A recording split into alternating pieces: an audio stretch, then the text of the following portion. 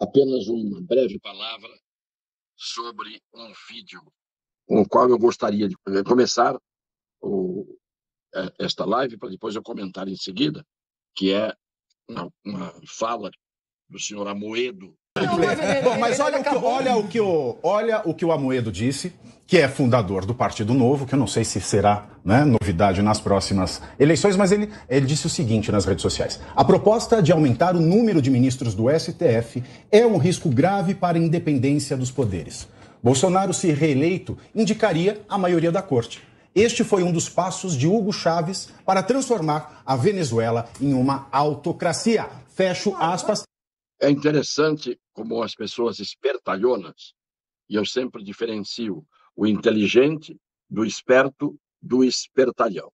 O inteligente, normalmente, ele vê mais longe, ele produz melhor com o seu cérebro do que o esperto. E o esperto melhor do que o espertalhão. Mas o espertalhão consegue, às vezes, melhores resultados para os seus interesses, porque o inteligente, normalmente, que não é esperto ou não é espertalhão, ele não ludibria os outros, não tira proveito em causa própria daquilo que a sua maneira de pensar e de agir acabam por trazer. O espertalhão é o que disse o Amoedo. O inteligente diria: estão querendo aumentar o número de ministros do Supremo Tribunal Federal. Isso pode tornar a corte uma corte pior ou melhor? Vamos pensar. E pensar como? Dependendo de quem vai compor essa corte. Se você aumenta o número de ministros da corte por um processo que não seja de indicação partidária, ideológica, você pode melhorar, desde que você cumpra os outros requisitos, que são o do notável saber jurídico e de idoneidade moral. Tendo idoneidade moral e notável saber jurídico, aumentar é bom no atual momento, porque o senhor Amoedo, e eu não sei se o nome dele ficaria melhor com a letra A no final do seu nome, quando ele diz que o Bolsonaro indicaria ministros e com isso seria um risco grave à independência dos poderes, ele está pressupondo, primeiro, que o Bolsonaro já ganhou a eleição. Então ele vai ser o indicador dos novos ministros se aumentarem o número. Ele não se referiu se o Lula vencer a eleição, ele seria o indicador. Por que ele tocou só no nome do Bolsonaro? Afinal de contas, até agora, os ministros são 9 indicados, com exceção de Gilmar Mendes, são, na verdade, 8, indicados pelo governo do PT, pelo Lula e pela Dilma. Muito bem. Esses que foram indicados pelo Lula e pela Dilma vencem qualquer votação. São 11, eles indicaram 8, sobram 2 que o Bolsonaro indicou, aliás, são 7. 1 do Temer, 1 do Fernando Henrique e 2 do Bolsonaro. Os outros 7, Lula e Dilma. Muito bem.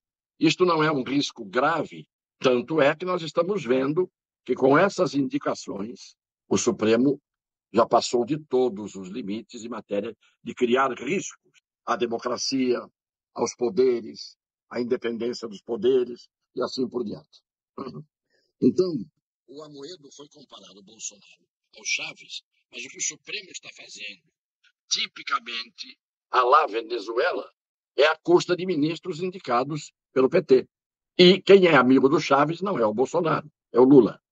Então, essa frase do Amoedo soa como um despeitado que, mesmo sendo fundador e achando-se dono do Partido Novo, ele tem muito menos prestígio e não tem mandato, como tem o Zema, governador de Minas Gerais, que é um homem que provou que tem competência, tem honestidade intelectual e moral. Então, só para mostrar, para que todo mundo fique alerta e atento. E há inteligências que a gente respeita, que a gente admira, e que não são nem espertos nem espertalhões, e que a gente não entende o comportamento. Eu vou dar um exemplo. ninguém admira e admirou mais o Chico Buarque de Holanda do que eu.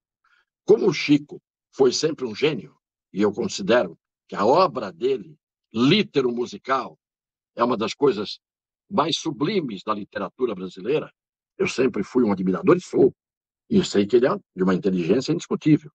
O que eu não posso entender é como é que ele pode ir a reboque do Luiz Inácio da Silva depois de tudo que ele viu. Esse é o exemplo típico do inteligente, que não é esperto, não é espertalhão, e, além de inteligente, tem um parafuso solto. Então, ele teria a capacidade de visão de mundo que ele tem quando ele resolve, por exemplo, comprar um apartamento, um grande apartamento em Paris, e passar mais tempo morando lá do que aqui, porque a visão de mundo dele, cultural, tem a ver com a vida que ele teve sempre. Agora, o alvo da minha conversa não é o Chico. O alvo é mostrar se o Chico é capaz de estar numa situação que deveria ser conflituosa com uma pessoa que desmereceu a sua biografia, no caso, o senhor Luiz Inácio da Silva, imaginem outras pessoas mais desatentas. Esse é o tópico. Eu quero falar do debate que aconteceu agora há pouco entre o Tarcísio e o Haddad, na Band, para dar a minha opinião. Estávamos ali diante de alguém que tem um discurso mais do que raso, mais do que demagógico, mais do que ser o mesmo de sempre ou sempre o mesmo, a demagogia, a não resposta às perguntas, as acusações que são feitas de graça, enquanto que o Tarcísio, um homem com experiência de trabalhar até mesmo, porque ele é concursado, então ele trabalhava no DENIT, no tempo da Dilma Rousseff, mas por ser um homem de grande experiência e de trabalho, e de se dedicar sempre ao trabalho e de ter aprendido muito, e depois, quando foi chamado a fazer como ministro, mostrou a competência que ele tem, nós tivemos, para quem prestou atenção no conteúdo, um falando as coisas que eram as propostas que estavam dentro da sua mente, projetadas a partir de suas intenções para uma realização. O outro é aquela velha conversa do sujeito que fala como se estivesse sempre num palanque.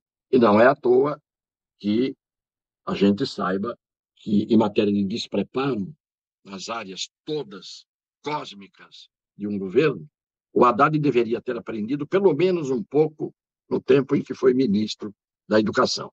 Do resto, ele demonstrou que não entende, como demonstrou quando foi prefeito de São Paulo e foi desaprovado maciçamente, tanto que não se reelegeu. Muito bem, era isso que eu queria mostrar hoje como opinião minha a respeito do que eu estou vendo.